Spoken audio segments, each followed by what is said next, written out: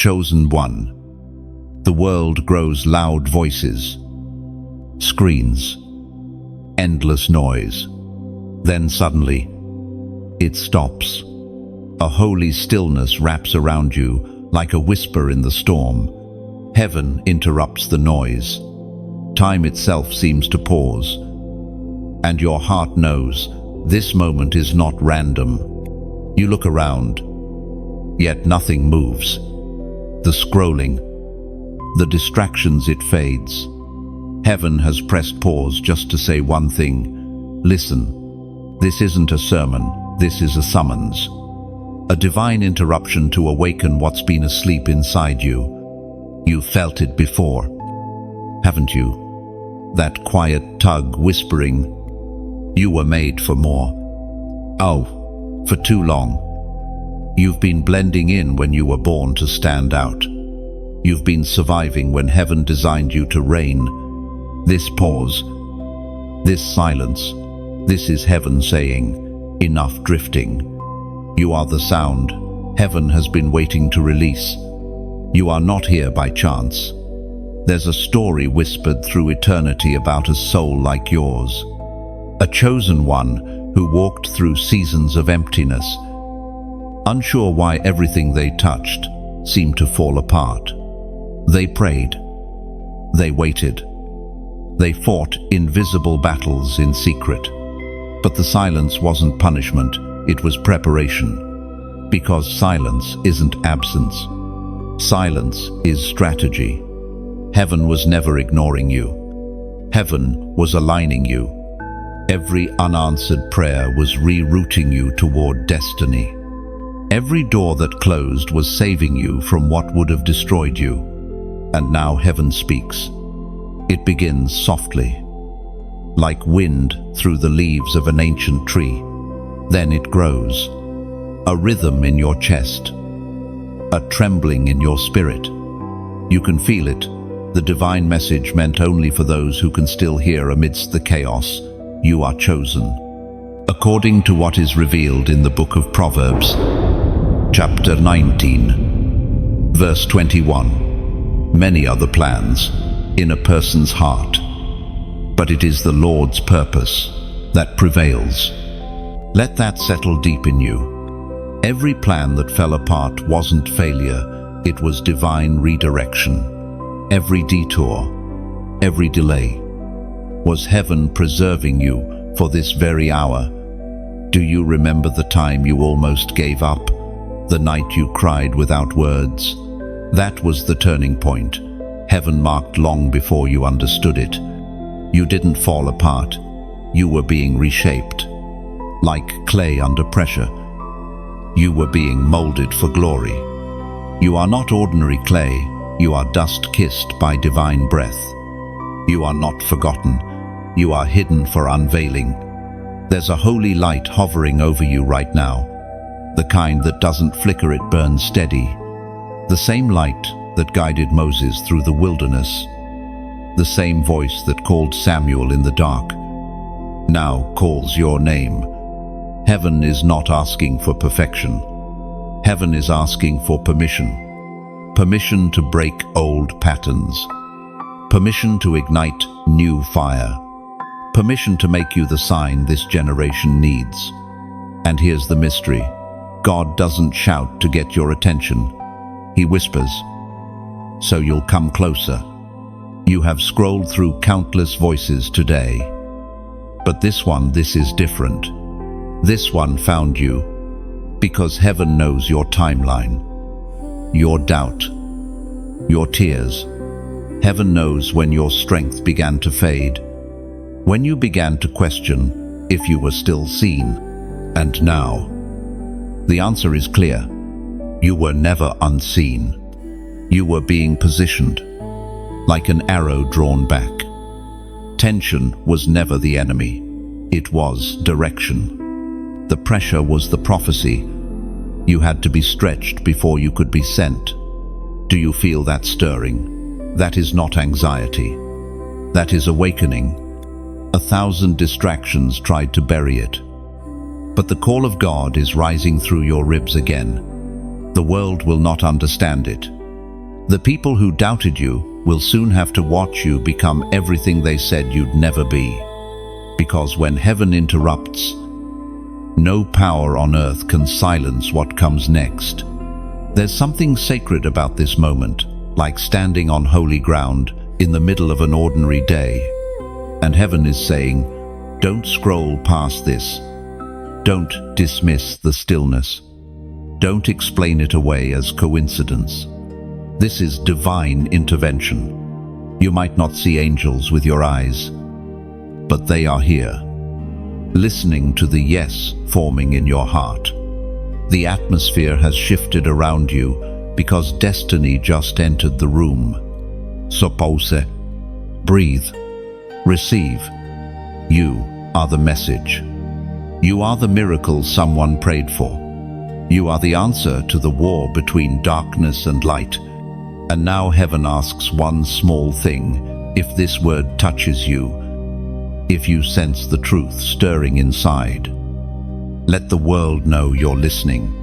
Tap like. Share this message so it reaches another sleeping warrior. And subscribe to stay connected to this divine flow. Comment 111 below as your sign that you have heard heaven's voice. Every share is a seed. Every comment is a declaration. Every yes echoes in eternity. Your story begins here, at the moment. Heaven interrupted your noise. You wake the next morning with the weight of something unseen resting gently on your shoulders. The world looks the same, yet everything feels different. The air carries a new gravity. You sense that heaven has marked you, even if you can't yet explain how. You move through familiar streets, pass familiar faces. Yet the ordinary no longer satisfies you. There's a divine restlessness stirring inside. It isn't anxiety, it's recognition. You've glimpsed something beyond the surface, and now the surface can no longer hold you. This is the mark of the chosen, not a visible crown, not a glowing sign, but a quiet separation that others may never understand. It's the reason you've always felt different. The reason belonging never came easily. You were not designed to blend in. You were sealed. There's an invisible signature over your life, a heavenly mark that darkness can see even when you cannot. That is why attacks came early. That is why rejection found you where love should have lived. You've been fighting spiritual battles long before you knew their names. But now, heaven begins to reveal what was hidden. Imagine a blacksmith in a dimly lit forge, pressing a glowing seal into metal. The metal screams, but the mark remains. That is what divine sealing feels like.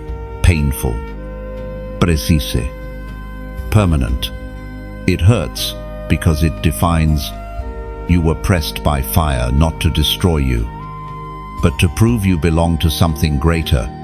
You remember those moments when life cornered you, when friends walked away, when silence became your only companion. You thought you were being abandoned, but you were being separated for preservation. The seal was forming. Heaven hides what it treasures most. Gold is buried deep.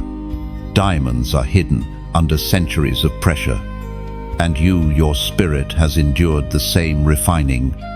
The loneliness, the delay, the misunderstandings, they all served one purpose: to carve the mark of heaven onto your soul. You are not who you were last year. You can feel it in how you no longer crave the same approval, how noise feels heavier than it used to, how your peace has become your priority. That's what happens when heaven seals someone. The appetite for distraction dies, and the hunger for purpose awakens. There was once a young woman named Arya. She carried dreams that didn't fit the world around her. Doors closed. People withdrew. And even her prayers felt unanswered. Yet in her isolation, She began to feel a presence that would not leave. The more she surrendered, the clearer it became. She wasn't being forgotten. She was being branded by heaven. Years later, Arya would stand before others and speak life into those who were once where she had been. The same fire that marked her became the flame that guided others out of darkness. It is written in the second letter to Timothy, chapter 2, verse 19. Nevertheless, the solid foundation of God stands firm, sealed with this inscription, "The Lord knows those who are His." Those words are not history, they are identity. You are known, you are recognized in the realm of the unseen. You are not another soul wandering in uncertainty. You are the bearer of a seal that cannot be erased. The seal does not only identify, it protects. It sets limits that darkness cannot cross. It guards the assignment written over your life. Even when you feel surrounded, that invisible mark declares, "This one belongs to heaven." Think about the times when opportunities vanished right as you reached for them. You thought it was failure. It was protection. Heaven was saying, "Not this door. Not yet." The seal rejects what would sabotage your calling. When you are chosen, rejection is redirection. Delay is divine defense. Every time you were forced to start again, it wasn't because you were losing, it was heaven restamping your steps, ensuring that your journey stayed aligned with destiny. Look at your scars. They are more than survival marks. They are evidence of ownership. Each one whispers, "Heaven was here. Then, you will never again move like those without purpose." The seal makes you different. It gives you weight in the spirit. It carries authority that can't be taught. There is something unshakable about knowing you are known. It steadies your heart even when the path ahead is fogged with mystery. You now stand between two worlds, the one that once defined you and the one heaven is unveiling. The pull you feel is transformation. Do not resist it. Let it shape you. Let it brand you deeper into destiny. For everything sealed by heaven carries both weight and worth. You carry both. The season of confusion was necessary. The season of clarity begins now. The seal will not fade with time. It will only glow brighter each time you choose obedience over comfort. Walk with quiet confidence. Every step you take now leaves a trace of heaven behind you, proof that the one who is sealed can never be ordinary again. The night before felt holy, but today feels heavy. You wake up sensing that something has shifted inside you. Like a lock finally turning in an ancient door, the air feels charged, alive with something invisible, yet undeniable. You can't explain it, but you know heaven has begun to move. Every breath feels like a conversation between your soul and eternity. And then, the memories come. The hidden battles, the moments you wanted to disappear, the nights you cried into your pillow and wiped the tears before sunrise, pretending you were fine. You remember the people who hurt you without apology, the betrayals that carved deep wounds, the times you fought for love that never stayed, the loneliness that made you question your own worth. But now, heaven whispers, you survived what was meant to bury you. Each sleepless night was training. Each tear watered the ground where new strength would grow. You were never fragile. You were being fortified. You didn't know it then. But every invisible wound became a doorway for divine power to enter. You thought you were breaking apart. Heaven was breaking you open. There's something sacred about remembering your pain once healing begins. It's like standing at the edge of the battlefield after the dust settles and realizing you're still here. The Spirit brings to mind a story of a man named Micah. He was quiet, faithful, overlooked. Every time he tried to build, something was taken from him. He lost his job, his friends, even his peace for a season. But when he reached his lowest point, he stopped asking why me and started whispering, "What now?" Lord, that question changed everything. It turned his pain into purpose. Because heaven never wastes a wound. Every cut, every scar, every heartbreak becomes a weapon when surrendered. The very places that once bled are now where glory shines through. The prophet Nahum recorded long ago. In the first chapter, verse 7, "The Lord is good, a refuge in times of trouble. He cares for those who trust in him."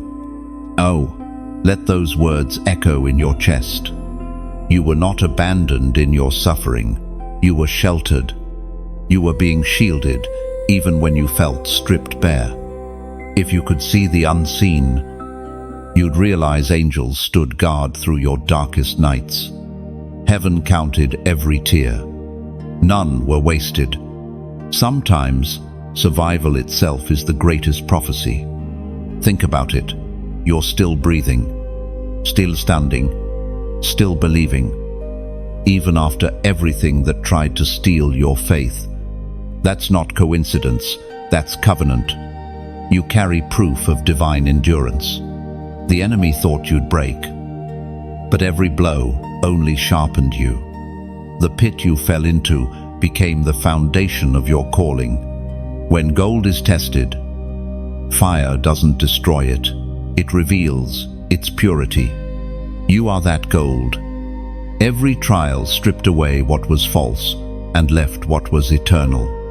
You might still carry the ache, the quiet tremor of old pain, but don't despise it. Pain has memory, but it also has message.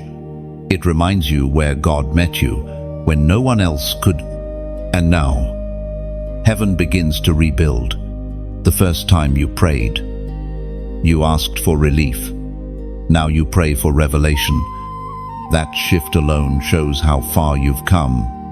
You're not running anymore, you're rising. You start to realize that your scars aren't ugly, they're evidence. Each one says, "I've been through fire and found God in the flames." So when you look back, don't curse your wilderness. Bless it. That's where you learn to hear the whisper. That's where you discovered that being broken isn't the end. It's the beginning of transformation. You were never disqualified by your pain. You were defined through it. And now, heaven gives you this instruction. Do not hide your scars. There's someone waiting to see them, someone who needs proof that survival is possible. Your story is not a secret, it's a lifeline. When you share what you've endured, you open the door for another chosen one to find healing. So, before this moment passes, write these words below. I'm still standing. And 1. Type them not as a comment for the algorithm, but as a declaration to heaven and earth. Every time someone reads those words, faith will ripple through the unseen. Your endurance becomes their encouragement. Because testimony is warfare. Every "I'm still standing" shakes the walls of darkness and reminds it failed. Let your scars speak. Let your survival echo. You didn't just make it through, you were made for this. The battle was never about breaking you. It was about birthing you. And now, heaven smiles because you finally see what the darkness tried to hide. You were never the victim of your story. You were always the vessel. So declare it boldly. I'm still standing. Say it until your spirit believes it. Those 3 words aren't just a sentence, they are prophecy, proof, and promise evidence that no storm could erase heaven's design for you. The air feels charged tonight. as if the unseen world is holding its breath. You sense it before you understand it, the invisible tension between two kingdoms. Something vast is unfolding around you, something spiritual pressing against the natural. The war in the atmosphere has begun. It doesn't sound like clashing swords. It feels like heaviness. Distractions grow louder. Doubts creep in from nowhere. People around you shift. Conversations feel strange. Peace flickers like a candle in the wind. You're not imagining it. You're sensing spiritual warfare for the chosen ones. This awareness is both gift and burden. You perceive what others ignore. You see through smiles that hide exhaustion. You feel the fatigue in rooms where laughter echoes too easily. Your spirit discerns the clash between light and darkness because you are called to stand in the middle of it. Heaven trusts you with sensitivity. It isn't weakness, it's weaponry. There's a battle taking place over every thought, every choice, every word you speak. You are not simply living, you are leading a war you didn't start, but were born to finish. Once, a young man named Royal stood in a place much like yours, caught between faith and fear. Every time he tried to move forward, something unseen pushed back harder. One night, while praying in his small room, he saw in a vision a battlefield covered in fog. Shadows whispered lies.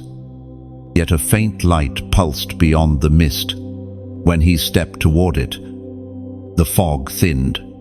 That was his revelation. Darkness is loud, but light never loses direction. Ruel learned that the enemy fights most fiercely, not when you are lost, but when you are close to breakthrough.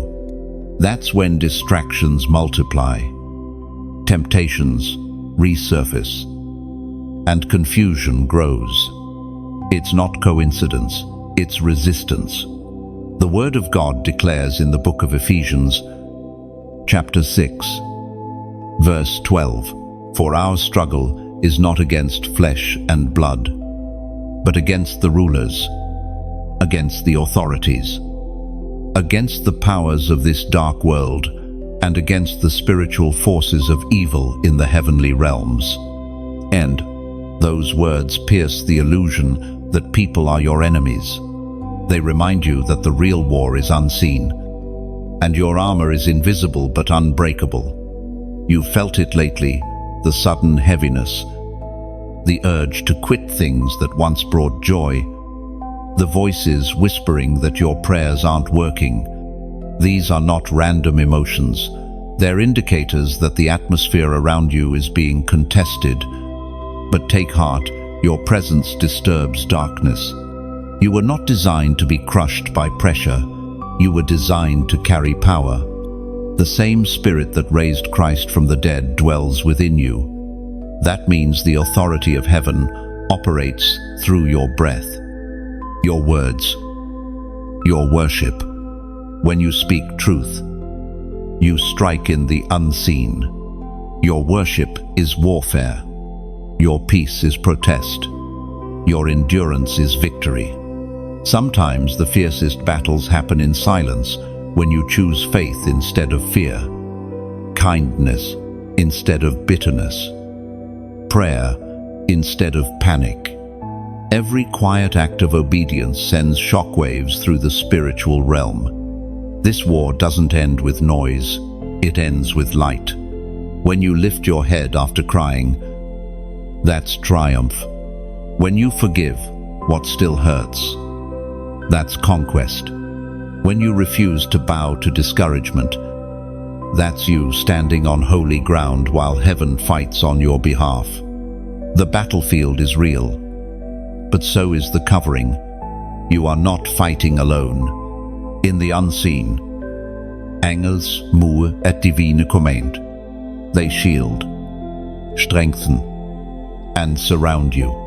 The same hand that steadied David's sling steadies your spirit now.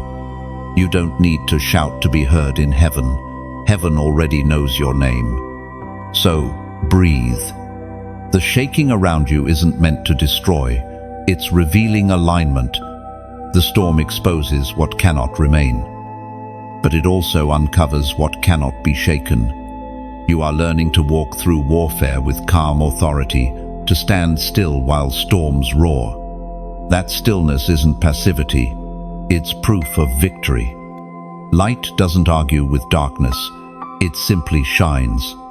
And that's what you must do. In conversations, in silence, in the unseen corners of your life, shine. The war in the atmosphere doesn't end overnight. But each act of faith tips the balance. You are not fighting for victory, you are fighting from it. The outcome was sealed long before the first blow landed. Heaven has already decided. Your role is to keep standing, to keep believing, to keep shining until light fills every shadow. So even when the wind howls and fear breathes down your neck, remember this: the darkness is loud because it's losing. Every trembling moment you endure is a sign that light is expanding. You are not merely surviving the storm, you are rewriting the atmosphere through endurance and faith that refuses to bow. When the morning comes, you will see it clearly. The same darkness that tried to drown you became the backdrop for your light to be seen. Dawn breaks differently when destiny calls your name. The sky no longer feels ordinary, it feels prophetic. You stand by the window, watching light slip quietly across the horizon. And deep within, you sense it. Heaven is sounding the trumpet of your awakening. You felt the build-up, the whispers in your sleep, the tug in your chest that no distraction can silence. You've walked through fire, faced rejection, endured refining, but now, something in the spirit begins to shift from waiting to release. This is the trumpet call of destiny. It doesn't blare like earthly noise. It resonates through the marrow of your bones, a vibration that says, "It's time." It was proclaimed in the book of Isaiah, chapter 60, verse 1. Arise, shine, for your light has come, and the glory of the Lord rises upon you. And those words aren't poetry, they're activation. They pull you from the dust of delay into the movement of purpose. Imagine a seed buried deep in the soil.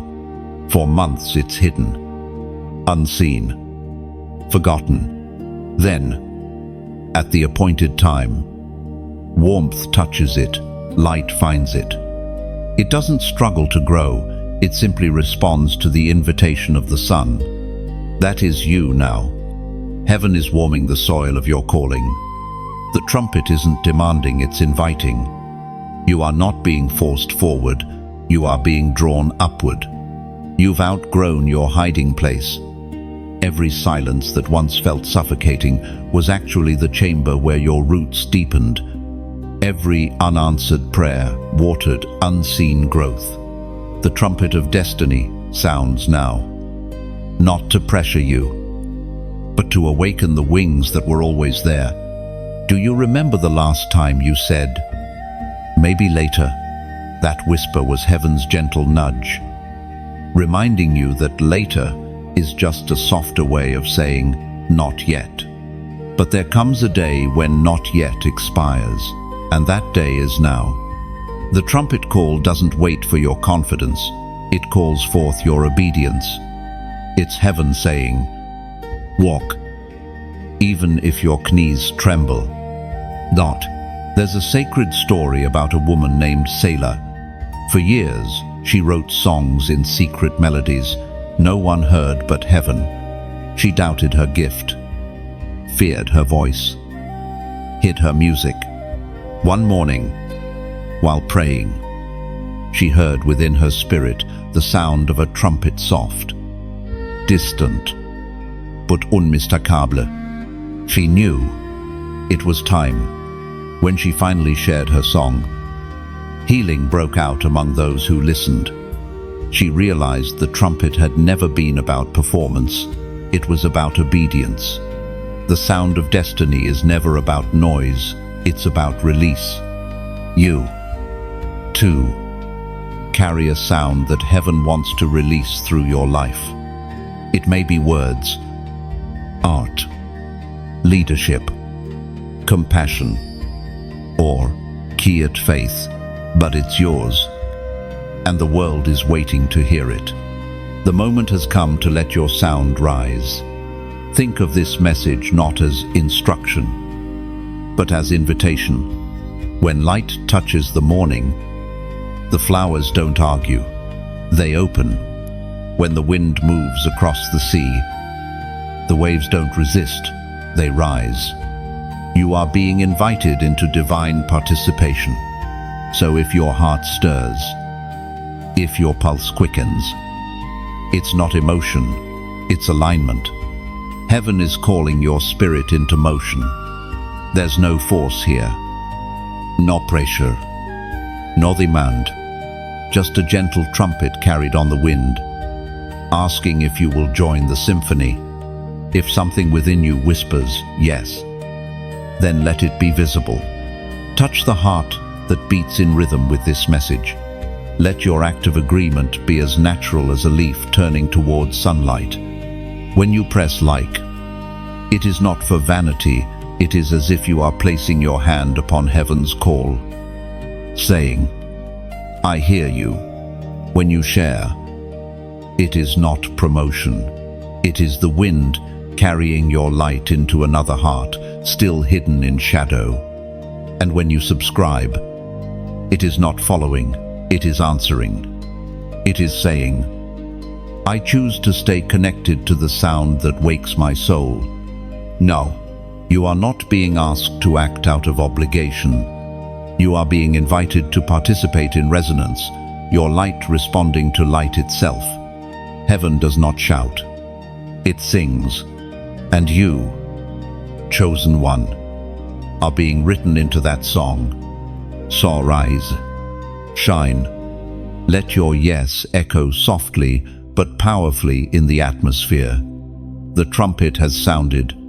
The world is waiting to hear what heaven placed inside you. The dawn has come. Now, it's your turn to answer the call, not with fear, not with delay, but with the quiet courage of one who finally understands. This light was always meant to be seen. You are the sunrise after a long night, the note heaven wrote into the symphony of creation, finally finding its melody. And as the sun climbs higher, its light rests on you, like a promise kept. Every shadow you've walked through becomes part of the glow. The heavens whisper again, your sound has been heard, your light received, your obedience recorded in eternity's rhythm. There comes a moment when heaven stops whispering and begins to stir the air around you. You can feel it, a gentle trembling in the unseen, the sense that something sacred is shifting. The time of hesitation is over. The time of decision has arrived. For too long, you've stood between almost and not yet. You've told yourself you were waiting for a sign. But the truth is, heaven has already sent many. The silence, the stirring, the dreams that won't fade, all of it has been divine communication. You've been hearing heaven all along. Now heaven asks for your answer. This is not a threat. It's an invitation, an open door with light spilling from the other side. You can stay where it's safe, or you can step forward into the glow of obedience. There's a story told among the chosen about a man named Darius. For years, he prayed for guidance, but ignored the small nudges that came. He wanted thunder, but heaven sent whispers. One night, standing beneath the stars, he felt something rise inside him, courage he didn't know he had. He didn't wait for another sign. He simply said, "I will go." Now, that moment changed everything. His obedience unlocked what his prayers had been waiting for. Heaven often waits for your yes before it moves mountains. The Spirit spoke through the prophet Elijah, recorded in the first book of Kings, chapter 18, verse 21. How long will you waver between two opinions? If the Lord is God, follow him. Oh, those words cut through confusion like lightning through clouds. They call you to clarity, to courage. The choice isn't between success and failure, it's between movement and stillness, obedience and delay. Delay is a thief. It disguises itself as caution, but it steals time. It convinces you that waiting is wisdom, even when your spirit knows it's fear. Heaven is patient, but purpose is urgent. Every moment you hesitate, destiny waits in silence, holding its breath for your response. There is mercy in delay, but not permanence. Doors eventually close, not in anger, but because new paths must open. The moment of decision feels like standing on the edge of a cliff. The wind presses against your back, whispering that if you jump, you'll fall. But the truth is, you were made to fly. Faith isn't the absence of fear, it's choosing to move anyway. And so heaven asks you now, not with pressure, but with tenderness. What will you choose? Will you stay in the comfort of what's known, or step into the wild, beautiful unknown of obedience? You can almost hear it in your spirit, the echo of your own name being spoken in heaven's council. The question is no longer if you are chosen, it's whether you will answer when called. Look around your life. The same walls you once leaned on for security are now too small for who you've become. The same routines that once fit you now feel tight. That's not boredom, it's divine stretching. Heaven is enlarging your territory. The decision is simple: align or resist, move or remain. But remember, alignment births acceleration. Resistance breeds repetition. This isn't about losing control, it's about finding flow. When you say, yes, heaven doesn't take over it, partners. Every step you take in obedience becomes a ripple that changes the lives of those around you. There's an invisible door before you now. Its handle glows with light. All you have to do is touch it with faith. So if your heart is beating faster as you read these words, that's not coincidence, it's confirmation. Heaven is waiting for your response. Let it be known in the unseen realm that you have heard the call. Let your comment be your covenant. Type 88 below 3/8. The number of new beginnings, divine alignment, and eternal flow. Do it not as routine, but as response. When you write 888, imagine it as a seal, a spiritual fingerprint pressed into time itself. You're saying, I choose obedience. I choose movement. I choose to trust what heaven is building inside me. There's no audience watching, no applause waiting. This is between you and God. Every chosen one reaches this threshold, a moment when silence becomes decision, when faith steps beyond reason. This is yours. You may not see what's on the other side yet, but heaven does. And when you step through, you'll realize the risk was never real, only revelation was. So breathe deep. The light is waiting. The door is open. Heaven is watching with joy, not judgment. Say your yes, not in fear, but in freedom. When you type 888, See it not as digits, but as a doorway, each curve looping like eternity, symbolizing infinita, renewal. It means heaven's rhythm has found you, that endings have become beginnings, and that your obedience just unlocked divine momentum forever. The air after decision feels lighter. You notice it immediately, the strange peace that follows surrender, not relief. Exactly, but release. Something invisible has broken. Something new has begun to breathe inside you. The moment of hesitation is gone. What lingers now is clarity. Heaven has heard your yes, and the Spirit begins to untangle the chains you never realized were wrapped around your steps. This is where the battle with delay begins to end. Delay is not always external. Often, it hides inside you, in fear dressed as logic, in self-doubt disguised as humility. You tell yourself, "I'm just being wise." But heaven knows you're wrestling with what-ifs. Delay has a voice, and it sounds reasonable. It says, "You have time." It says, "Maybe next season." But next season becomes next year, and next year becomes regret. You were never meant to serve delay.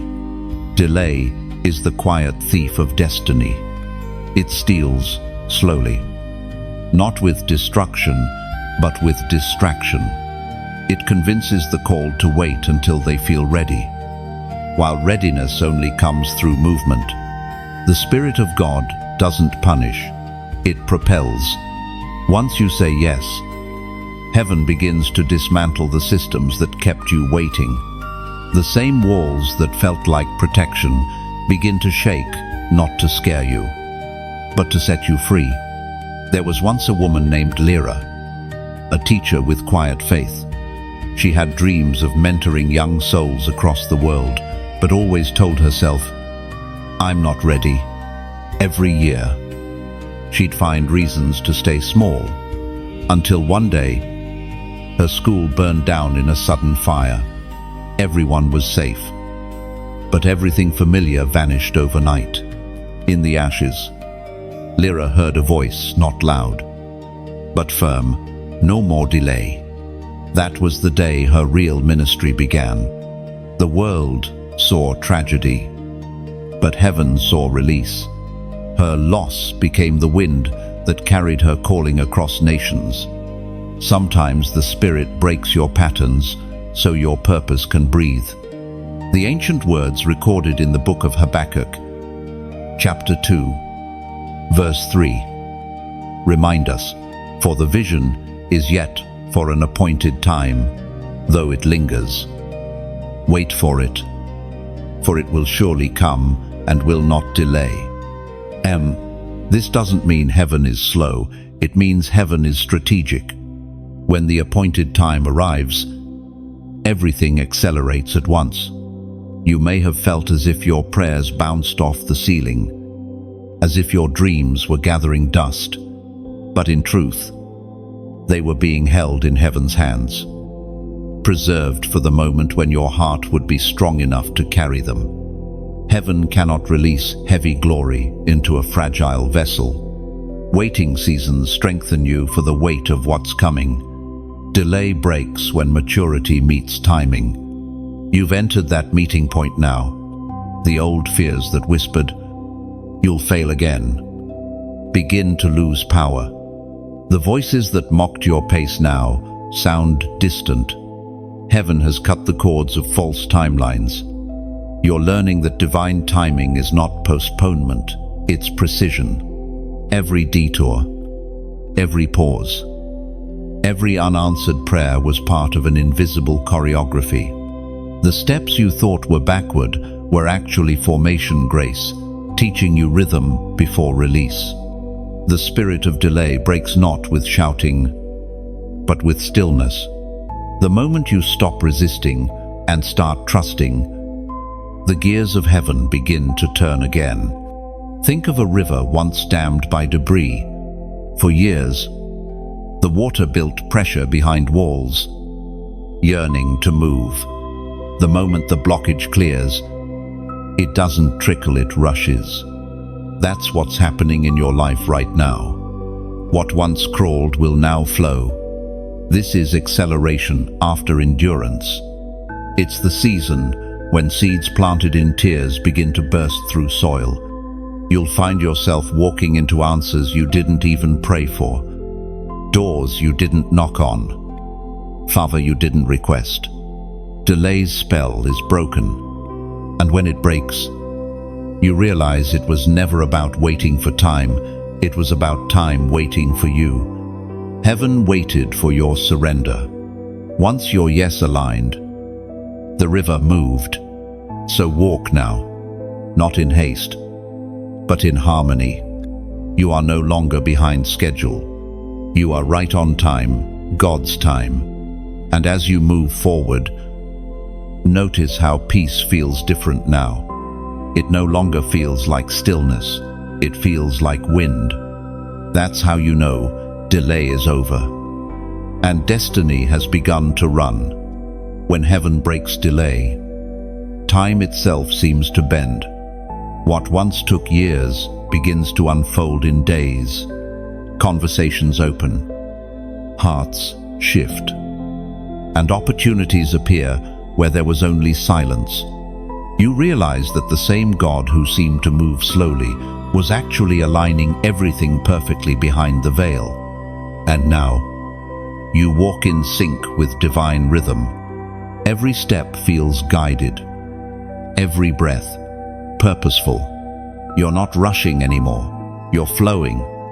Even your pauses are prophetic, filled with meaning and direction.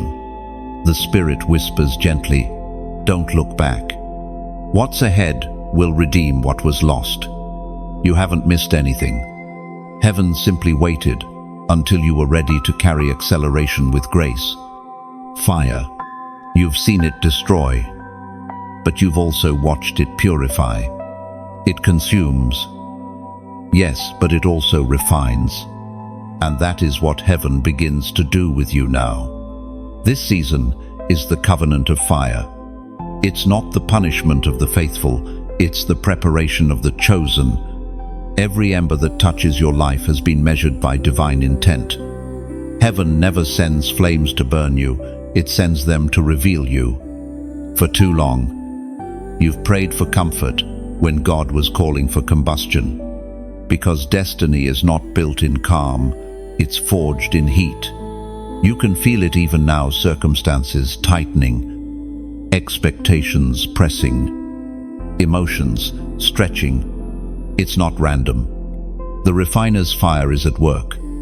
The prophet Zechariah once wrote in the 13th chapter, verse 9, "I will put them into the fire. I will refine them as silver is refined, and test them as gold is tested. They will call on my name, and I will answer them." This isn't a threat, it's a promise. Fire isn't rejection, it's recognition. Heaven only refines what it intends to use. When God allows the flames, it means you're close to being revealed. Think of gold hidden beneath the surface of the earth. It doesn't gleam until pressure and heat do their work. Likewise, the real you, your purity, your strength, your authority has been hidden under layers of fear, doubt, and pride. Fire strips those layers away. It's not destruction, it's unveiling. There was once a craftsman named Elior. He worked with metal, shaping beautiful vessels in a small village. People admired his skill, but few noticed how often he burned his own hands. He said, "I can't shape what I don't touch. Fire teaches my hands to honor the process." Oh, that is what heaven says to you now. You're in the fire not because you failed, but because you're being shaped by divine hands. It hurts. Yes, but hurt is the sound of transformation. There are moments when you'll look at what's being stripped away, relationships, comfort, control, and wonder if anything will be left. But that's when faith speaks softly. Whatever remains after the fire is what cannot be stolen. The flame doesn't come to expose your weakness, it comes to awaken your worth. In this fire, certain prayers are answered not by deliverance, but by endurance. You'll find yourself learning to praise not after the storm, but within it. That's the secret of the refined. They don't wait for peace to worship, they create it in the furnace. Every tear becomes oil.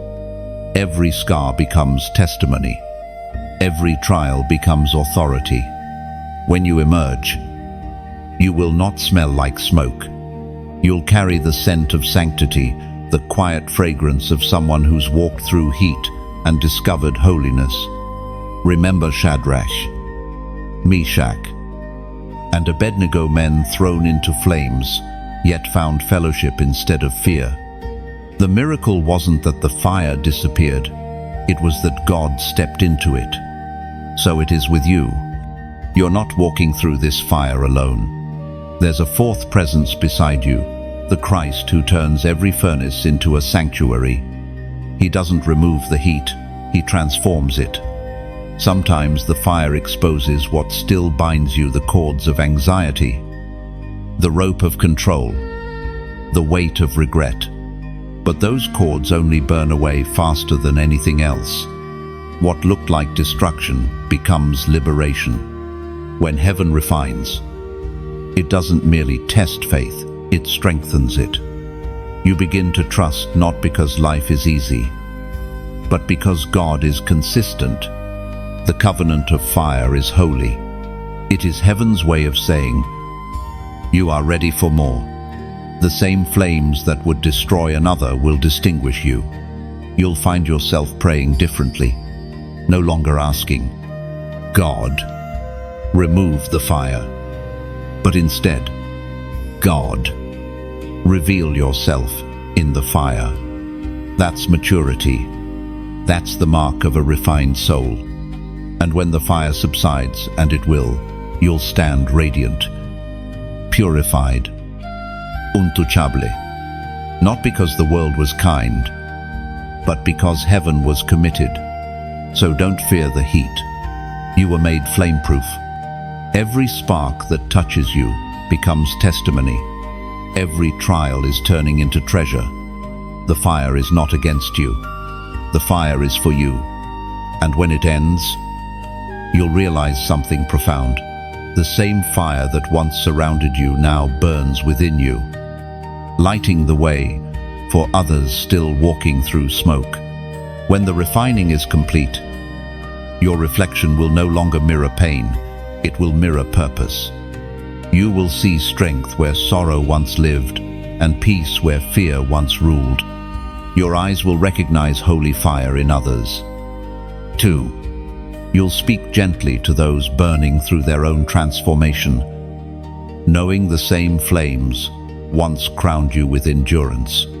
And as you walk forward, your very presence will flicker like a living torch, guiding, warming, igniting faith in every heart that dares to follow your light.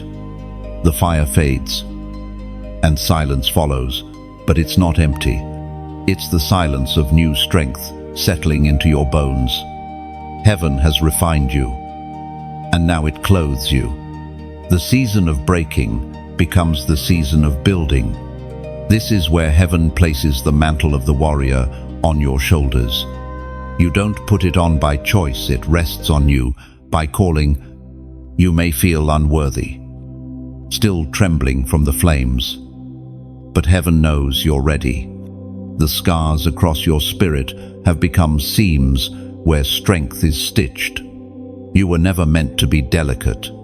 You were meant to be dangerous to darkness. The mantle you wear is invisible to the eye, but unmistakable to the spirit.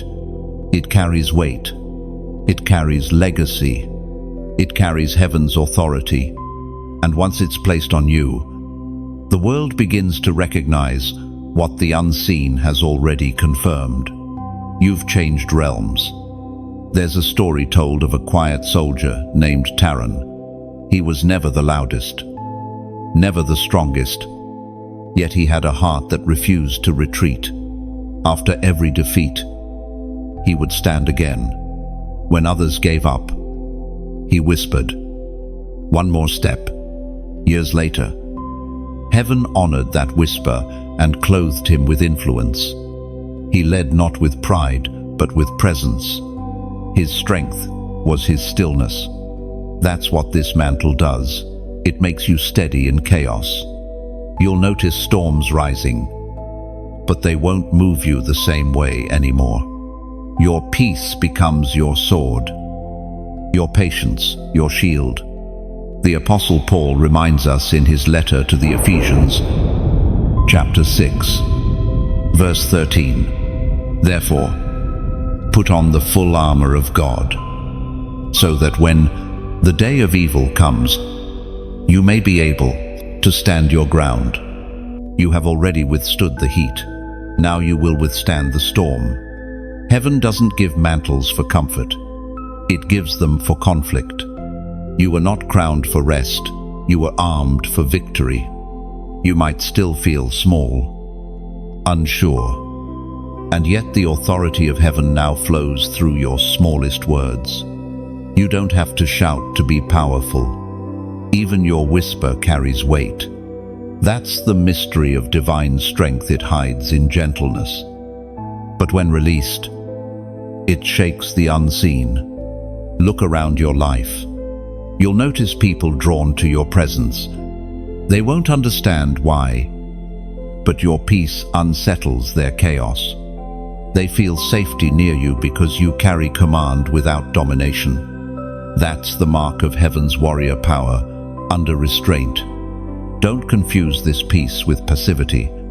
True warriors know when to stand and when to kneel. You've been trained in both. The fire taught you humility. The mantle teaches you authority. The two together make you unstoppable. Your armor isn't forged from metal. It's woven from surrender. Every yes you've spoken, every tear you've released, every fear you've faced has become part of your covering. That's why darkness retreats before you. It recognizes what you've survived. You are heaven's paradox, soft enough to heal, strong enough to fight. And though this calling is weighty, you won't carry it alone. Angels walk beside you, silent but sure, keeping step with your faith. You won't always feel them, but their presence confirms your position. When battles rise again, and they will, you'll sense them differently now. You'll no longer ask, "Why me?" Instead, you'll say, "For this, I was born." Because warriors don't avoid storms. They walk into them, knowing light will follow their footsteps. And now, as heaven watches, a new declaration steers. It's time to affirm what's already true, to mark this moment, not with fear, but with faith. Write it now, below. I stand ready. And type it as a quiet vow between you and God. A symbol that the training, the fire, and the silence were not wasted. You're saying to heaven, "I'm not running anymore. I'm ready to wield what you've placed in me." When you write, "I stand ready," it becomes a prophecy, simple words that tell the unseen, the warrior has awakened. So, walk forward, clothed in courage, crowned in humility. The battle no longer intimidates you. It recognizes you. You are not waiting for victory. Victory is waiting for you. When you whispered, "I stand ready," heaven didn't just hear it, it recorded it. Those words echo through realms unseen, announcing that a new guardian of light has stepped into position. Your obedience has become your weapon, your surrender. your shield. Understand this: being ready doesn't mean you feel strong every day. It means you trust the strength that moves through you. Readiness is not the absence of fear. It's faith choosing to act while fear remains silent. The true warrior isn't fearless, they are faithful. So now, as dawn stretches its first golden fingers across your horizon, stand tall. You wear unseen armor, glowing with heaven's fire.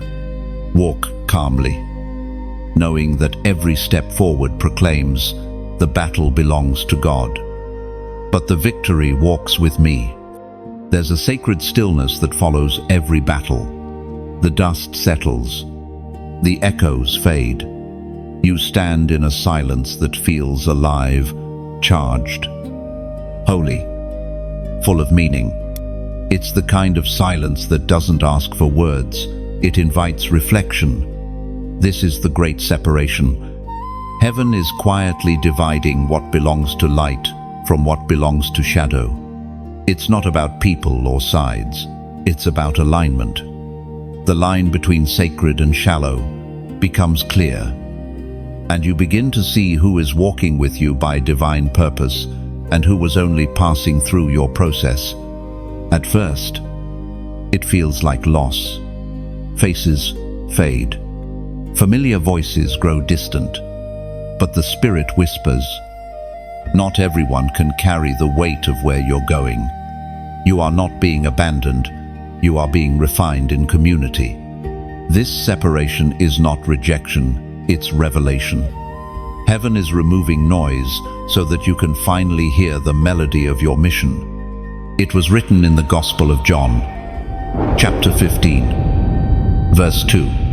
Every branch in me that does not bear fruit, he takes away, and every branch that bears fruit, he prunes to bear more. Pruning doesn't look like promotion. It looks like subtraction.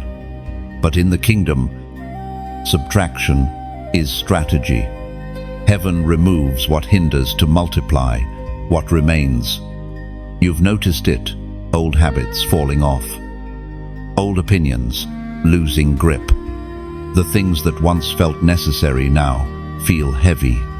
That's how you know separation is happening.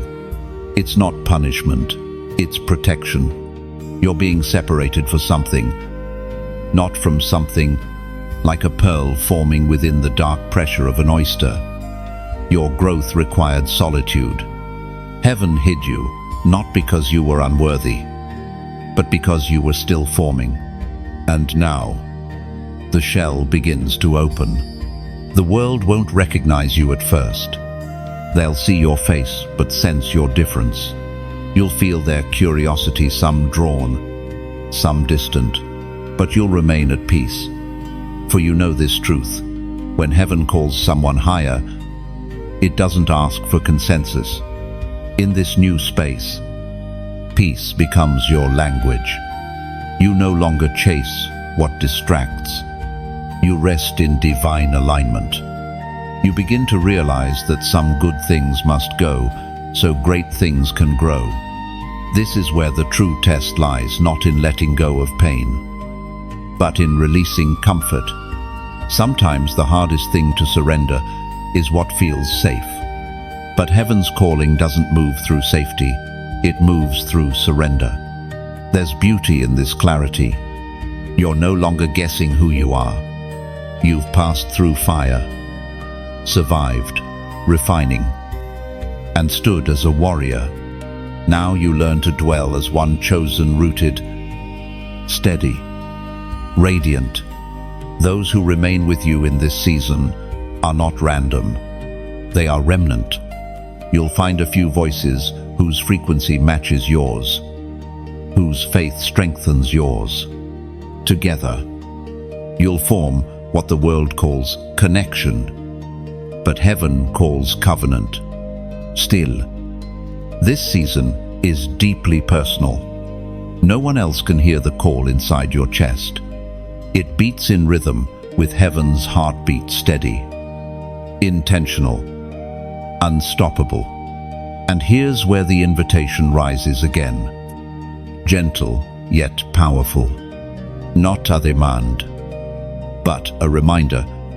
If this message feels like the reflection of your own spirit, if you sense that quiet tug that says, I'm being separated for something sacred, let your heart respond.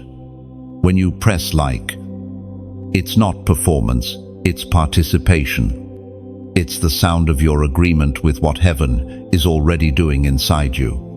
When you share, it isn't obligation, it's overflow. Like light bouncing from mirror to mirror, your act of sharing sends this revelation into hearts that are still unsure if they've been chosen. And when you subscribe, it isn't following, it's planting. It's your spirit saying, I want to stay where truth flows, where light lives, where heaven speaks. End of. These simple gestures are not mechanical, they are meaningful. They are the language of unity in a world that's forgotten how to listen. This isn't about numbers, it's about resonance. Every echo of faith strengthens the choir of light rising in this generation. The great separation is never the end, it's the clearing before creation. Heaven doesn't empty your hands without intending to fill them again. So, as you stand here, take a breath. Feel the holy quiet around you. The pruning is done. The purpose remains. From here on, your journey will feel lighter, not because the road is easy, but because your soul is aligned. Let every like be a heartbeat of gratitude.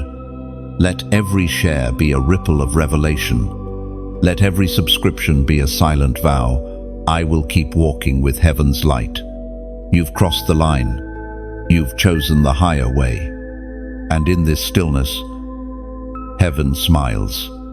You glance behind once more and realize the distance between who you were and who you've become is vast. Yet it feels right, like sunrise following storm. The separation wasn't loss, it was graduation. Heaven didn't take, they entrusted you with peace.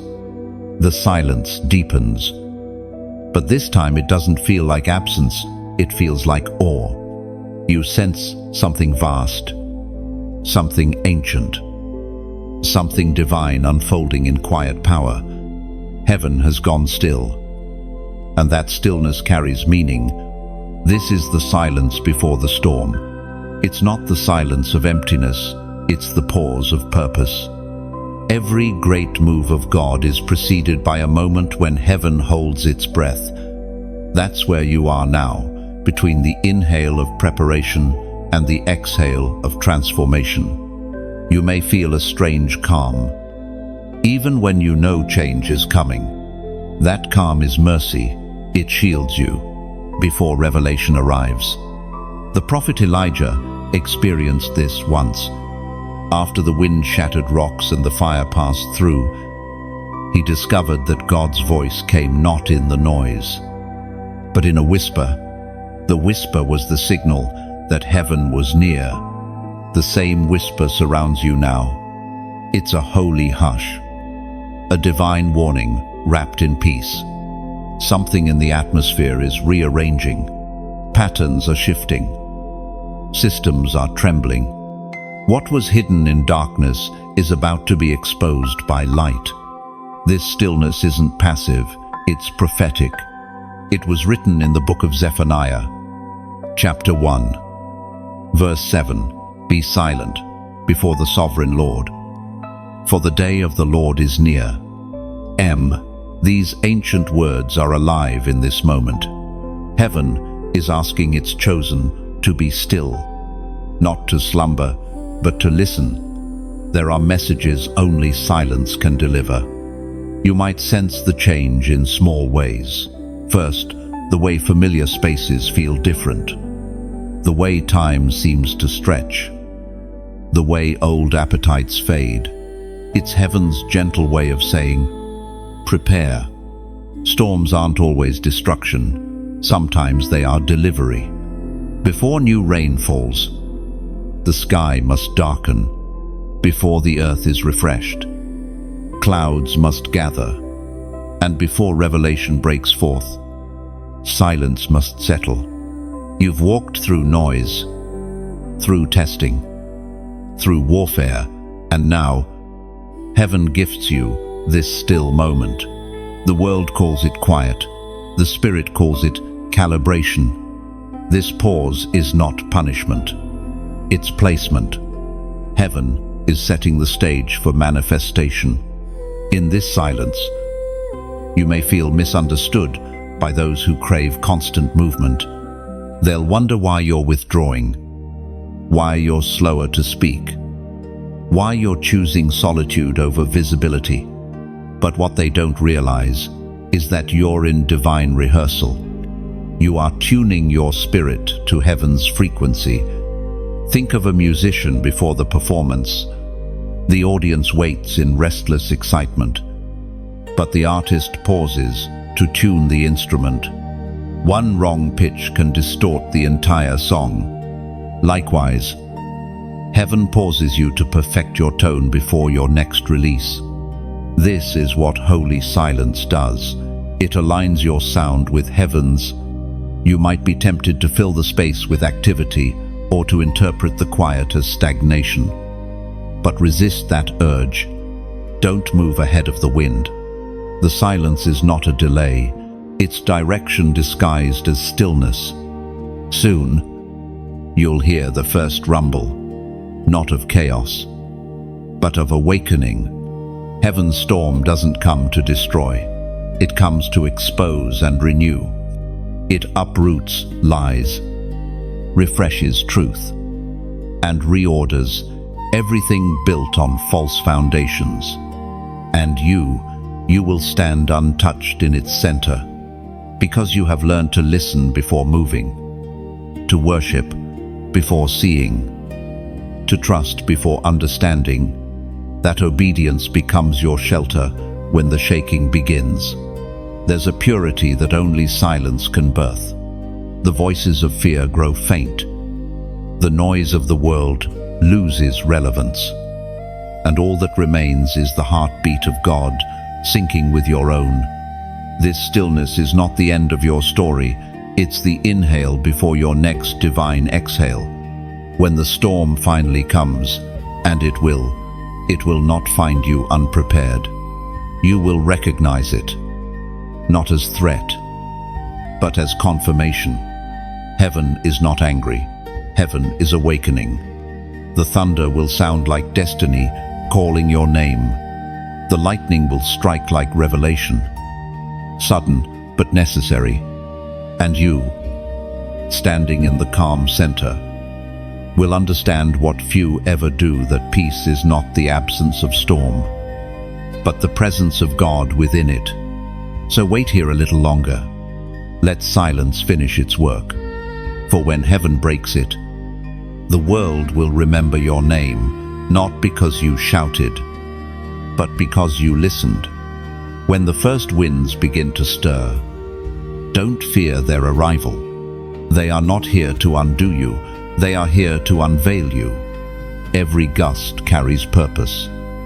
Every sound carries instruction. Lift your face to the shifting sky and remember, heaven's silence was never abandonment. It was alignment. The pause taught you to recognize the sacred rhythm hidden inside stillness. And when thunder finally rolls across your horizon, you'll smile. You'll know it's not a warning, but a welcome, the sound of destiny declaring, the waiting is over. The chosen are rising. The heavens have begun to move again. The air is shifting again. After the silence, something begins to hum in your spirit, a vibration of alignment. You can't see it, but you can feel it. Everything that seemed delayed suddenly begins to connect like divine threads, weaving together a story you couldn't have written yourself. This is the hour of prophetic alignment. You are not wandering anymore. You are walking in rhythm. Every step, every decision, every encounter seems to fit perfectly, as if heaven itself is orchestrating your path in real time. The chaos that once clouded your vision begins to make sense in retrospect. You realize every detour had direction. Every pause had purpose. Heaven never wastes movement, it coordinates it. Alignment is when heaven's timing meets your obedience. It's the convergence of prayer, patience, and prophecy. And you, chosen one, are standing right in the middle of it. You feel it in small confirmations, the message that finds you at the right hour, the friend who speaks, what you silently prayed, the peace that replaces confusion without explanation. These are not coincidences, they are coordinates. Heaven is aligning you with destiny. The ancient words written in the book of Romans, chapter 8, verse 28, declare, "And we know that in all things God works for the good of those who love him, who have been called according to his purpose." You've heard that verse before, but now you see it. The pieces that didn't fit finally form a picture. The waiting wasn't wasted, it was weaving. You begin to understand why some doors stayed closed, why some people walked away, why certain seasons felt like silence. Heaven wasn't punishing you, it was positioning you. Alignment doesn't always feel miraculous. Sometimes it feels mundane. It's in the small obediences, the quiet yes to things no one applauds. Yet those are the hinges upon which destiny swings open. There was once a man named Eamon, a traveler who often lost his way. Every journey ended in confusion until one day he met an old mapmaker who said, "The path is not found by moving faster, it's revealed by walking faithfully." Eamon slowed down, followed the rhythm of stillness, and soon realized the map was never on paper. It was being written in his steps. That's what heaven does. It aligns you not by shortcuts, but by revelation. Sometimes alignment means pruning, removing what once seemed essential. Sometimes it means patience, waiting for others to reach the same revelation. But it always means trust. When you are in alignment, peace becomes your confirmation. You no longer have to force outcomes or chase validation. What belongs to you begins to find you naturally, magnetically, because heaven has synchronized the frequencies of purpose and promise. You are walking in divine choreography. The angels move around you like quiet conductors, ensuring that every note of your life harmonizes with heaven's score. You might not see their movements, but you feel the music, an invisible rhythm guiding your choices, steadying your heart. Even your mistakes have been redeemed into melody. Nothing is wasted. Every wrong turn became a redirection. Every fall became a foothold for the climb ahead. Heaven's alignment isn't just external, it's internal. Your thoughts begin to match your prayers. Your heart starts to beat in time with divine compassion. You stop reacting from fear and start responding from wisdom. That's how alignment feels, not loud, not dramatic, but deeply right. You may still not know the full picture, but you no longer need to. Faith has replaced the need for proof. Trust has become your compass. And now, heaven extends one gentle invitation, not as command, but as covenant. If this message resonates within you, if you sense that your spirit is finding its rhythm with heaven's heartbeat, let your agreement be seen in the unseen. Comment 222 below. Not as a ritual, not as superstition, but as revelation. 222 is the number of divine agreement and balance. Heaven, earth, and you moving in perfect unity. When you write it, you are declaring, I am aligned with heaven's order. Each two symbolizes harmony between your faith and your works, your purpose and your path, your waiting and your walking. Together, they represent alignment, partnership, and completion in motion. So breathe deep. You are no longer searching for your place. You've found it. Every heartbeat now echoes with purpose. Every step dances with direction. Heaven smiles and whispers through the wind. Stay in rhythm. Stay in grace. The alignment has begun to flow. The currents around you hum with quiet confirmation. Even the air seems to move differently, carrying peace instead of pressure. This is what alignment feels like, weightless certainty. You're no longer chasing what's next, you're becoming what's now. Every heartbeat testifies, heaven's timing is perfect. Heaven's hand is steady, and you are exactly where grace intended you to be. You can almost feel it movement beyond your understanding, a stirring that stretches far beyond your own story. What's happening inside you is not isolated, it's part of something larger. Across nations, hearts are awakening, eyes are opening, spirits are rising. The chosen are beginning to recognize each other. This is the rise of the forerunners. They are not celebrities or leaders in the worldly sense. They are carriers of light, disguised as ordinary people. Some are mothers nurturing future prophets. Some are teachers, artists, healers, or quiet souls who simply love deeply. Their anointing is not noise, it's presence. When they enter a room, peace follows. When they speak, the atmosphere shifts. And you are one of them. You've been feeling the pull towards something collective, a sense that your personal refining was never meant to end with you. Everything you endured was preparation for connection. Forerunners are rarely formed in comfort. They are shaped in solitude. You were separated so you could later stand united. Now, heaven begins to weave the remnant together. It starts subtly. You encounter people who speak your language without needing translation. Their eyes carry the same flame. Their stories mirror yours, different details, same design.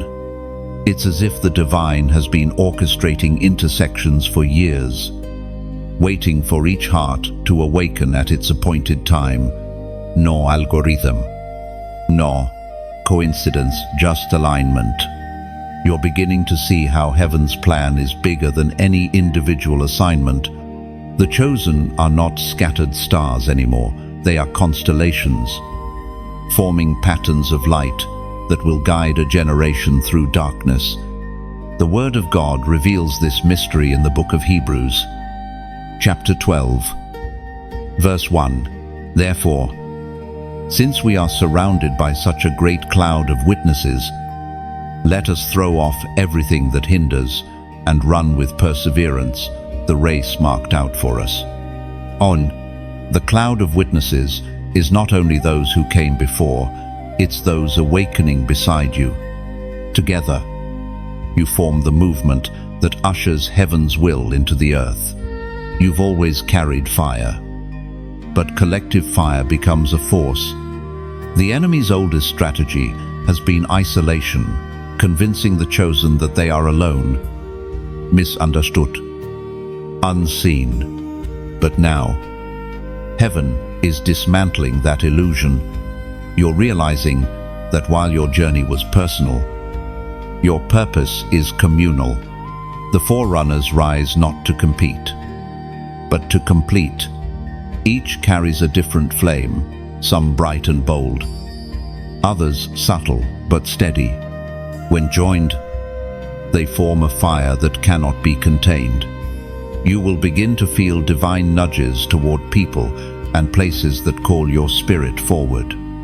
It might be a conversation that turns into calling, a partnership that sparks purpose, or a quiet friendship that carries eternal weight. Pay attention. Heaven networks through obedience, not opportunity. This is a holy convergence. Dreams meeting purpose, prayers meeting timing, souls meeting destiny. You'll recognize the forerunners by their fruit, not their fame. They will not boast of revelation but carry it humbly. They won't seek recognition, they will seek restoration. Their words will heal wounds. Their presence will bring calm, and their faith will ignite dormant hearts. Some will lead openly, others will labor in secret. But all will carry the same mark, courage wrapped in compassion. Heaven is raising builders, not performers, reformers, not reactors. And you, who once questioned your place, now find yourself part of this divine mosaic. The loneliness that once haunted you dissolves as purpose introduces you to your tribe. You start to understand why you never quite fit before, because you were never meant to fit in. You were meant to fit together. In this rising company, comparison dies and collaboration thrives. One voice may begin the melody, but many voices complete the song. And the song that is coming will not sound like religion, it will sound like restoration. It will not be bound by walls or titles, but carried by hearts set aflame. The rise of the forerunners is not a future prophecy, it's a present unfolding. It's happening quietly, right now, in living rooms, in late-night prayers, in unexpected friendships, in whispered yeses that echo louder than sermons. You'll know you've met another forerunner when your spirit exhales, when your fire burns steadier instead of brighter, because heaven never sends people to impress you, it sends people to strengthen you. And together, you will move as one, like rivers merging into oceans, like stars gathering into galaxies, like light learning its language again. The rise has begun. Every heartbeat now carries purpose beyond your own. You are no longer a single spark. You are part of a constellation blazing across the horizon of this age. Together, the chosen are becoming the dawn. When the world looks up and wonders where the sudden light came from, heaven will smile and whisper your name. Among many, the forerunners have risen, and darkness has lost its claim. The air feels heavier, not with sorrow, but with glory. It's the weight of presence, the nearness of heaven, brushing against the edges of your reality. Something is shifting again, not outwardly, but inwardly. The fire that once purified now becomes illumination. The same light that refined you in secret now begins to rest upon you in strength. This is the hour of visitation. Visitation is not spectacle. It is intimacy. It is the moment heaven steps into ordinary space and redefines it as sacred ground. It's not loud or dramatic. It's quiet but undeniable, like morning light, seeping through a window you forgot to close. You begin to notice the change before you can name it. Peace lingers longer. Worship feels weightier. Words carry warmth. As if wrapped in light, you sense God moving not in grand gestures, but in subtle nearness. The divine has entered your atmosphere, and everything begins to align with that presence. The Word of God reveals this mystery in the book of Hosea, chapter 6, verse 3. Let us acknowledge the Lord. Let us press on to acknowledge Him. As surely as the sun rises, He will appear. He will come to us like the winter rains. And that is what visitation feels like, predictable only in its faithfulness. You can't summon it. You can only recognize it. It arrives like rain, not when you command it, but when the clouds of obedience have gathered. Visitation comes to restore what delay, doubt, and distance once fractured. You start noticing restoration happening without striving. Relationships once strained begin to soften. Old fears lose volume. Things you thought were lost begin to find their way back, not the same as before, but redeemed. This is how heaven heals with wholeness, not repetition. There's a story told of a woman named Ilara. For years, she prayed for God's presence, but felt nothing. One evening, after helping a neighbor who had fallen ill, she sat quietly on her porch. The sunset spilled over her hands, and in that moment, she felt warmth, not from the sun, but from within. It was peace, simple and profound.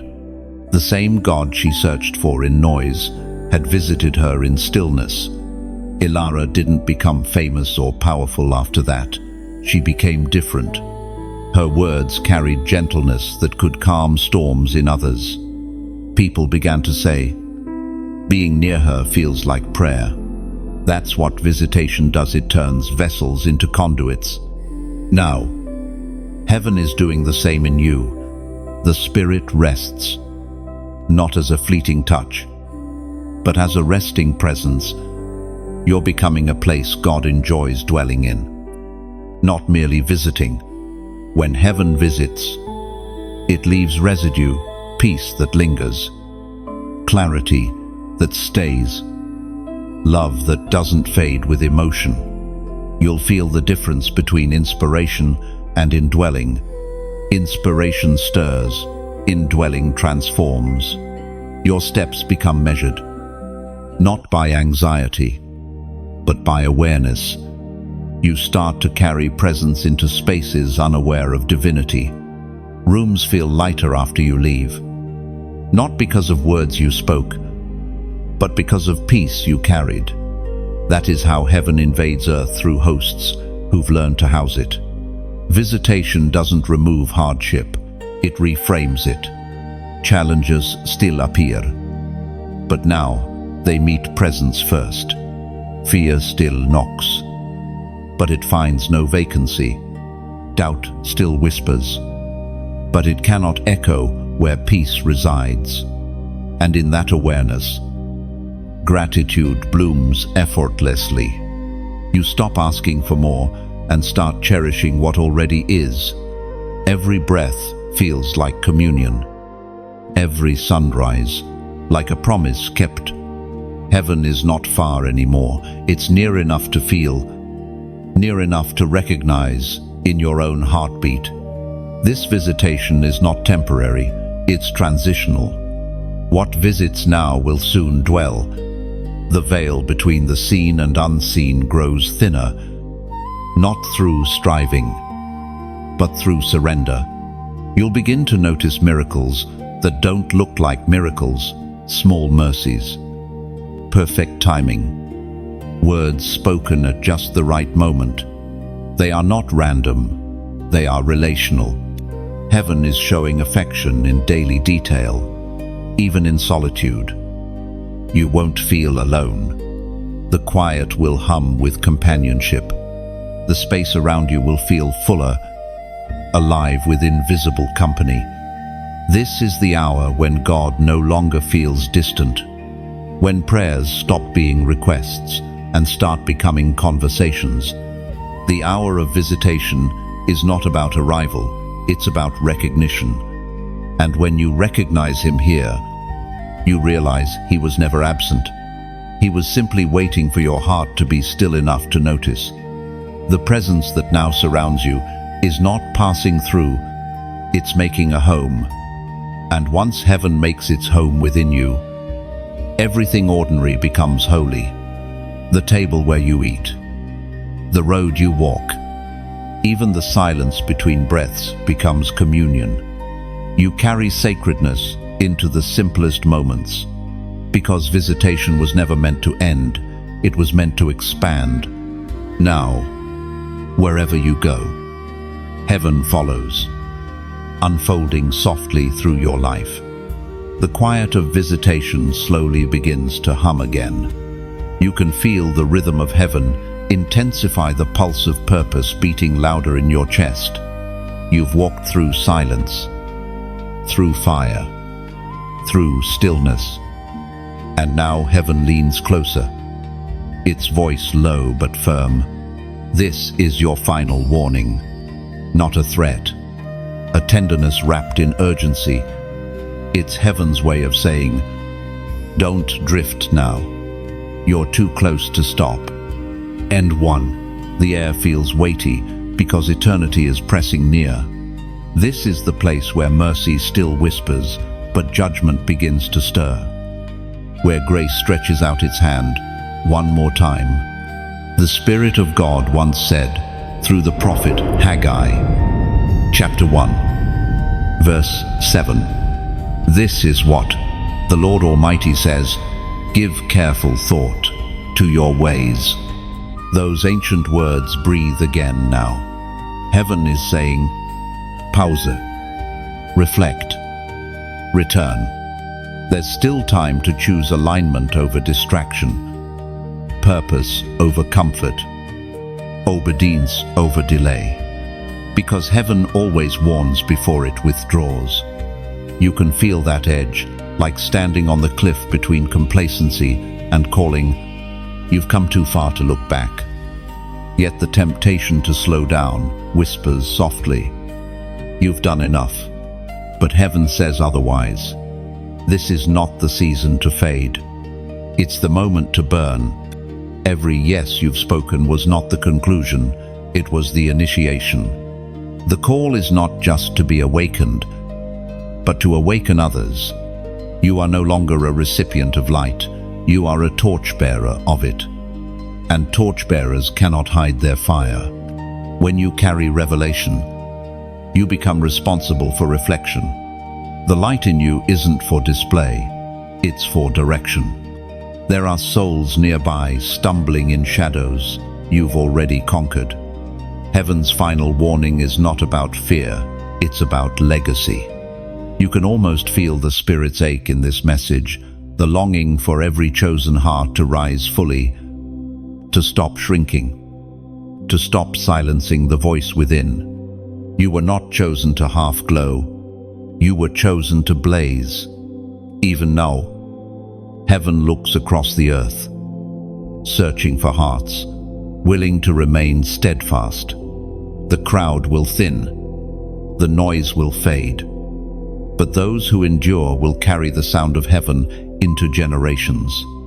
This warning isn't about doom, it's about destiny. It's about heaven whispering, don't settle for sparks when you were born for flame. There was once a man named Azel. He spent his life building altars, but rarely lit them. He loved God deeply, but feared the cost of surrender. One night, he dreamed of a candle flickering in the wind. He reached to shield it, but it melted into his palm, merging with his hand. When he awoke, he understood the light wasn't meant to be protected, it was meant to be carried. He rose that morning and finally obeyed what he'd been resisting for years. His obedience sparked revival in places long thought dead. That's the power of a single yes when heaven warns, and the heart responds. So now, heaven invites, not demands, not coerces, but invites you once more to carry your flame forward. If this message stirs something deep within you, let your response be gentle but real. When you press like, let it feel like you're tending your own altar, rekindling what life tried to smother. When you share, see it not as spreading content, but as scattering embers, letting your flame touch places your feet have never been. Every share is a spark traveling through time, igniting hearts you may never meet. And when you subscribe, imagine it as covenant, your spirit choosing to remain near the fire, saying quietly, "I don't want this light to fade in me." You are not being asked to perform, you are being invited to participate in the rhythm of awakening. Let these actions be worship, not work. Let them be your silent amen to heaven's call. Heaven's final warning is not the sound of closing doors, it's the sound of a father calling his children home before the storm breaks. So, respond as your spirit leads. No pressure, no persuasion, just purity of heart. Because obedience, when freely chosen, becomes worship. And worship, when it costs you nothing, changes little. But when it costs your comfort, it changes everything. This is your moment, not to prove yourself, not to impress heaven, but to align once more with the flame that first found you. For when heaven warns, it is not to condemn, it is to protect, to prepare, and to propel. So stand tall. The fire in you is no longer fragile, it's faithful. Let it burn until mercy turns into movement, and warning turns into wonder. And if your heart is burning as you read these words, let it be known in silence and symbol. Write a simple comment below, just your own ember of truth. You don't need many words, one spark is enough. Every comment becomes a flicker of testimony, a constellation of light across the darkness. As you write, imagine heaven leaning closer, watching every word rise like smoke from 1,000 altars, each one saying, "I am awake, I am still burning." The fire settles, not in exhaustion, but in establishment. It no longer blazes outward in urgency, it burns inward with stability. The light that once felt wild now feels wise. You are no longer learning how to carry fire, you have become fire. This is the transfer of glory. It is subtle at first. You wake one morning, and everything familiar looks slightly different. The same routine, the same sky. Yet there's a quiet majesty to it all. It's as if heaven painted light into the ordinary and invited you to see it. The transfer of glory is not about crowns or applause, it's about stewardship. It's when what once rested upon you begins to live within you. What was visitation becomes habitation. You don't just experience God, you express Him. And this expression carries power, not the loud, showy kind, but the kind that moves hearts and alters atmospheres without a word. You can feel when the presence of God enters a space through you, not because you try, but because you've surrendered enough for Him to flow freely. There's a story in the scriptures, in the second book of Kings, chapter 2, verse 15.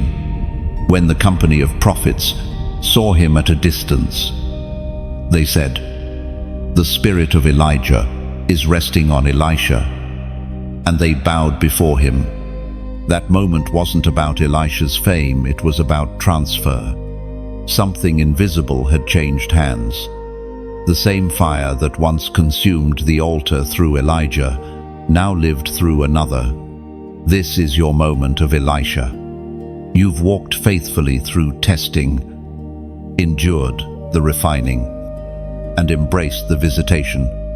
Now, heaven entrusts you with continuation.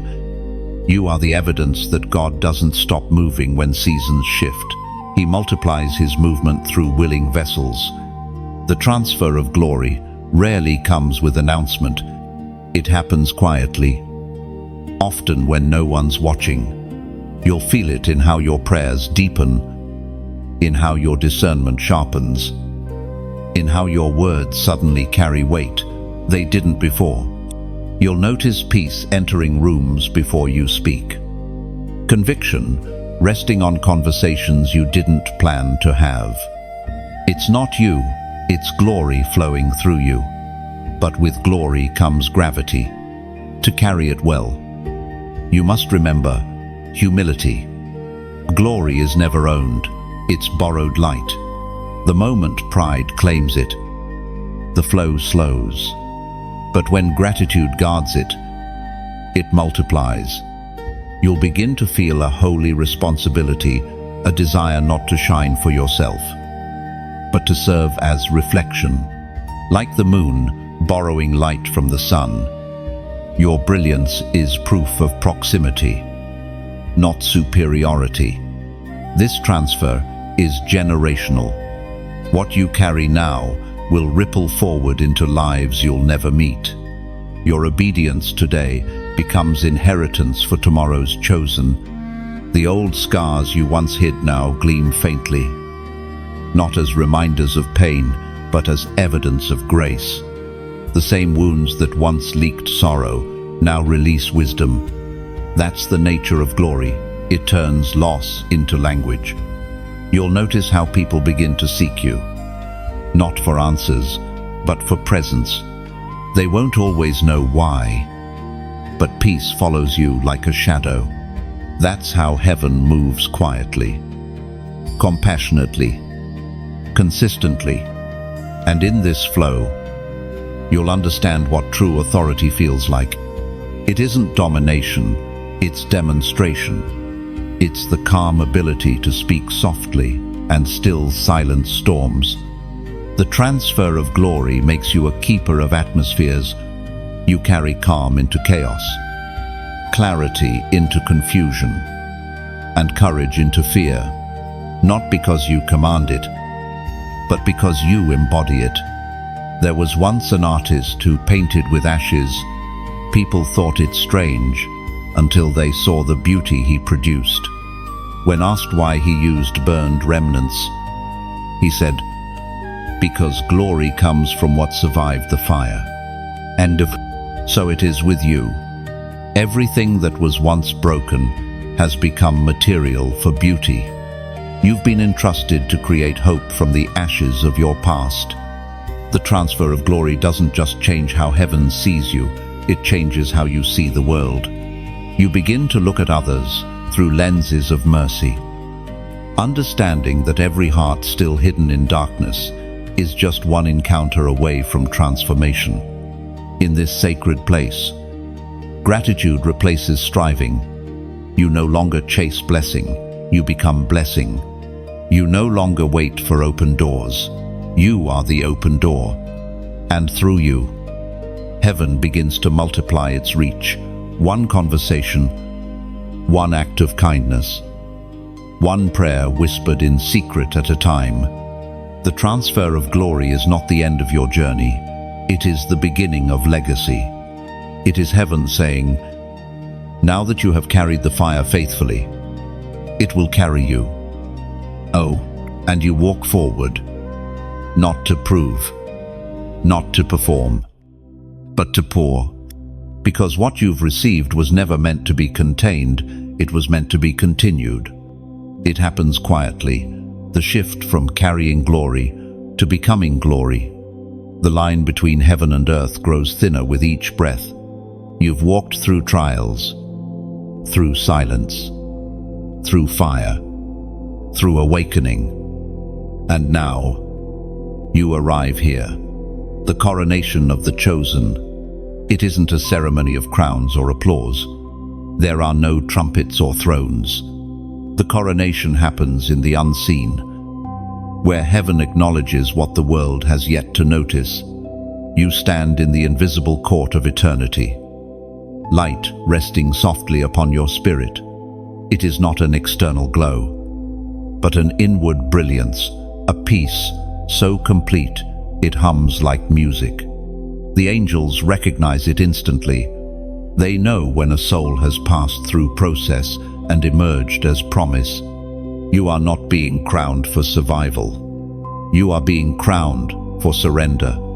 The journey was never about reaching perfection, it was about yielding. The greatest victories in the kingdom are not won by force, but by faith, by the ones who dared to trust when nothing made sense.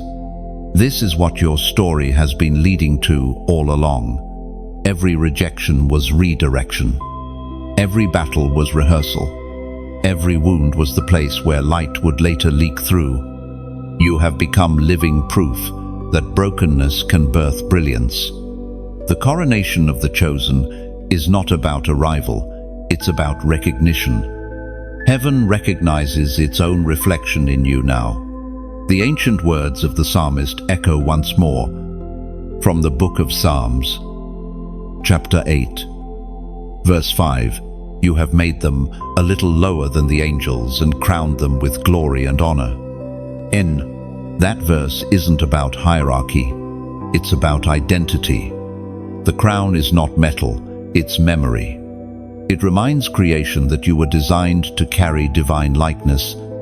You were never meant to crawl in shame. You were meant to stand in sovereignty.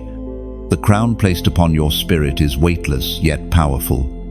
It isn't forged from gold, but from grace.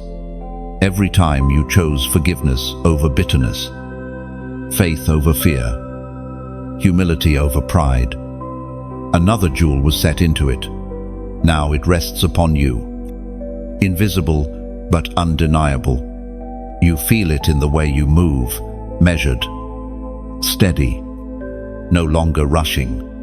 You feel it in your thoughts, no longer reactive but reflective. The storm that once terrified you now feels like familiar weather. You've learned that the thunder isn't against you. It announces your reign. Heaven crowns those who have learned to love even when it hurt, to obey even when it cost, to hope even when hope seemed hollow.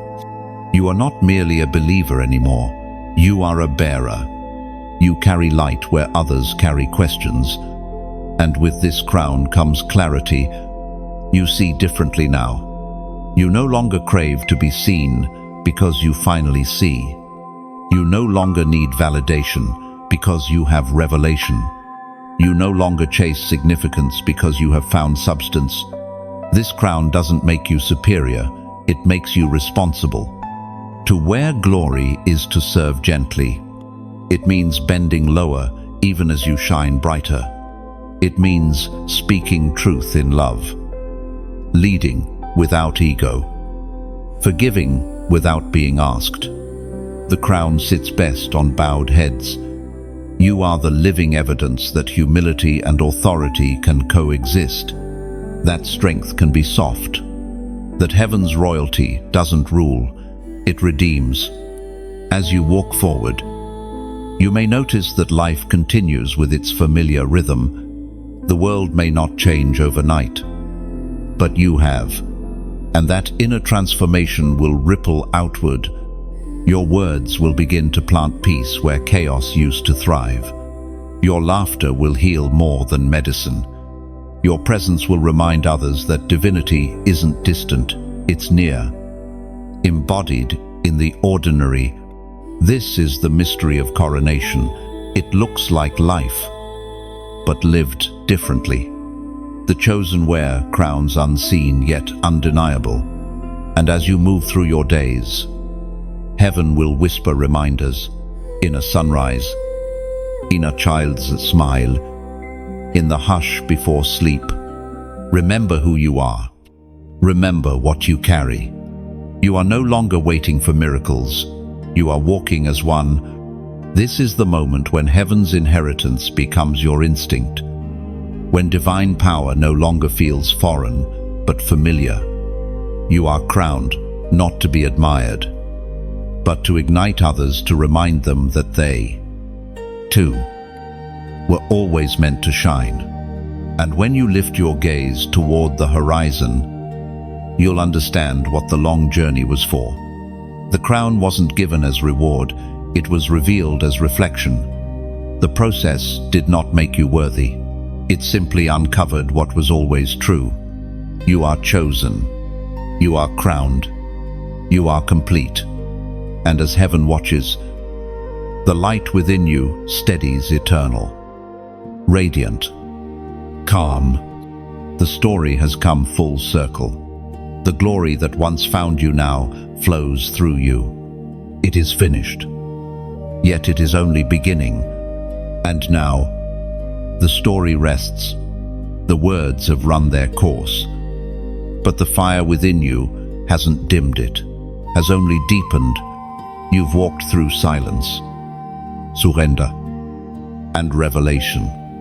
You've stood face to face with heaven's voice and recognized that this entire journey was never about information, it was transformation. If you are reading these final lines, it means you endured. You didn't scroll past the process, you walked through it. And because of that, something in the unseen has shifted. You have crossed from hearing into becoming. But remember, light that is not shared eventually fades. Fire that isn't passed forward loses its purpose. The journey doesn't end here, it extends through you.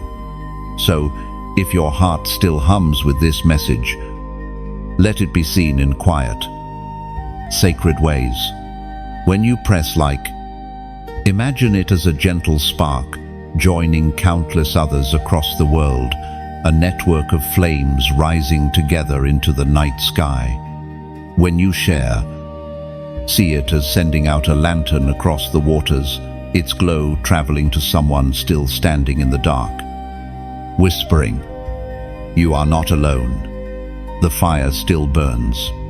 And when you subscribe, think of it as staying close to the well, not for the sake of routine, but for refreshment, for the days when your spirit needs to drink again from what heaven is pouring. Finally, if something within you has awakened, if you can feel that invisible flame flicker with new conviction, write a comment below. One word, one phrase, whatever your spirit wants to say. Every comment becomes a ripple, a testimony, a spark that tells the world, I was here, I was called, I was changed.